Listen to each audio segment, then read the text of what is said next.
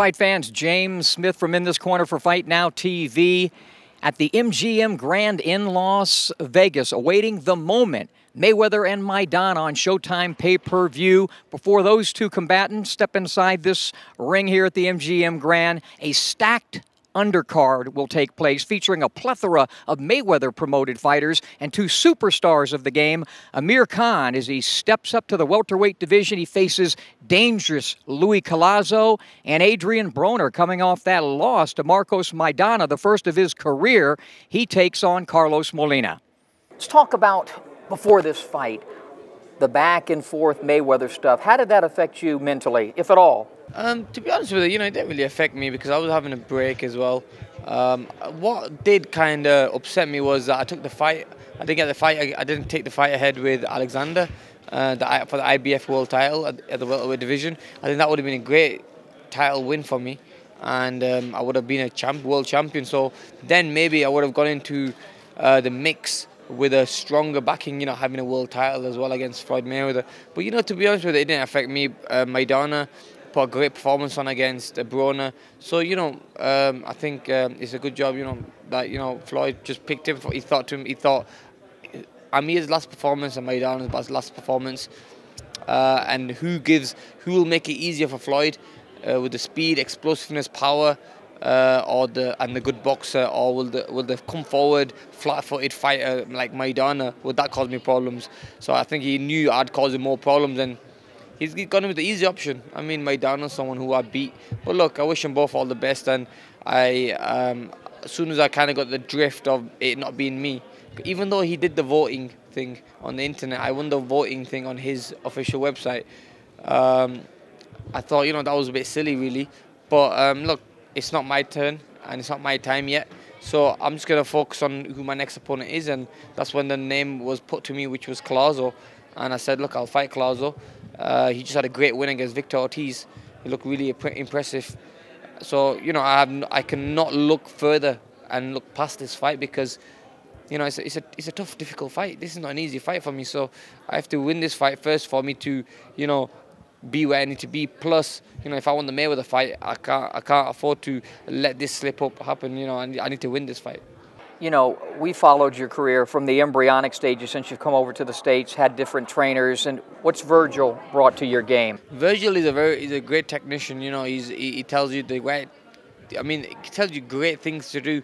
Stick to a game plan. I mean, the way he gives me instructions, you have to listen to him. He's very wise in the corner, in a fight. And he's, like I said, if you're making mistakes, he'll put you on the spot and tell you, look, you're making mistakes, you need to change, and you need to do this and do that, whatever it is.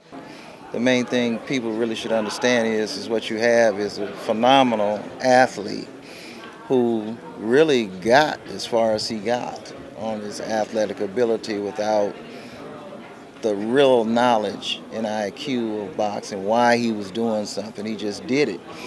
And I told him, once you understand what you're doing and why you're doing it, it's going to take you to another level. But you have to be here. You can't come to camp and we prepare for an opponent. We have to prepare for somebody. You have to come when there's nobody to prepare for, and it's just you and I. If you do that, I believe you can go back to where you aspire to go. So he did it. Is he a good listener? He's probably one of the easiest kids I've ever coached. He's very coachable. He's never given me a problem. He does what he's told to do. He's a coach's dream, to be real about it. He's a coach's dream. We have a great gym. It's very quiet. It's very peaceful. It's when it's time to focus, he knows when to turn it on, and so that's what I like about him. He makes me work hard. He has the great sparring partners for me.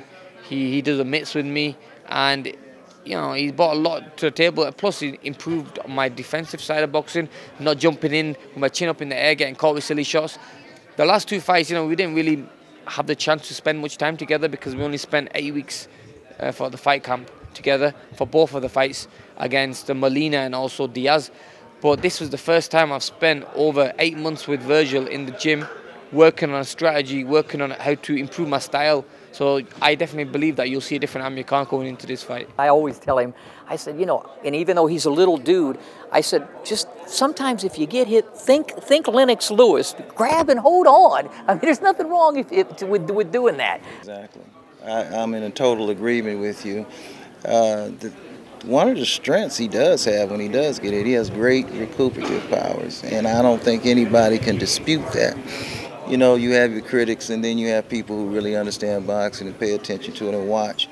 I've not seen him ever get hit and not get back up. And even in the Garcia fight, that was a real wicked punch that he took, but he got back up and he was actually winning the round again. But instead of settling down and letting the fight come to him, he kept pressing the issue and put himself in the line of fire again. So that was the first thing that we addressed when he came. Wasn't much teaching going on other than how to survive if this happens. And I think he demonstrated that in his last fight. When he got his feet tangled up with Diaz, Diaz knocked him down, and he stepped off of him and collected himself.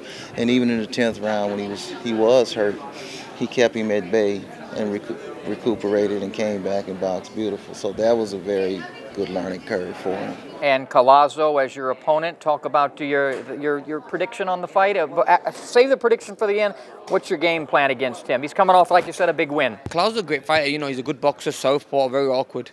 The game plan will be, you know, being smart, not making mistakes.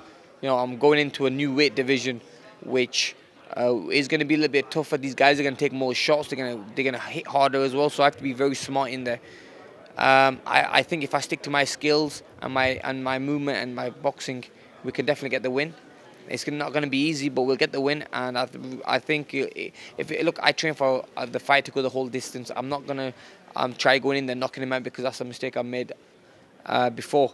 I'm just going to go in there, put in a good performance, and if the knockout comes, if I hurt him, then I'll finish him off. Collazo does not have visibility. I'm just going to say that right now. He doesn't. If he lets this fight come to him and takes his time, he'll do well. Saturday night is going to be a great performance. You know, I want everyone to tune in on Showtime. It's going to be pay-per-view. My fight is going to be the chief support there. It's going to be an exciting fight. You've got two fighters there who are hungry, who want to win, you know, and the win will take us to a different place, you know, take us to a great position to have a super fight in the future. So, yeah, I want everyone to tune in and see a great performance from Amir Khan. It's my first fight at the 147 division. So it's new to me. I'm not killing myself making the weight. I'm happy. And it's going to be a great performance. I'm going to put a great performance for all the fans. I hope you guys tune in. You know, I was lucky enough to be with Muhammad Ali leading up to his first fight with Joe Frazier. He lost that fight. And I remember even as a kid, he told me that loss made him a better fighter and a better man. What about Adrien Broner coming off your loss? Of course, man. A loss like that, and being as young as I am, taking that loss and taking that defeat like I took it, you know, it only bettered me. It only made me stronger. It only made me realize things that I didn't see before. And I feel great. You know, I feel better than before, and I'm just ready to go. Stylistically, watching films of that fight, you're a tremendous defensive fighter. But what flaws did you see in your game that you're working on to improve now? It wasn't no flaws. It wasn't no flaws. I got caught with shots. And this is boxing. When you get caught with those type of shots, you know, a writer or a reporter would never know what that feel like. And I stayed as calm as possible, and I survived that fight. And you know, I gave him the hell of a fight of his career on my worst night. Saturday night, Molina, look into that camera and tell the folks what's going to happen. Oh, man, I'm going to kick your ass, man. It ain't, you know, it's in the pudding. You know what I'm saying? I come to fight, and he really ain't said nothing. He actually ain't said a word to me, and we can keep it that way. It's called a silent ass whooping. Good luck. All right.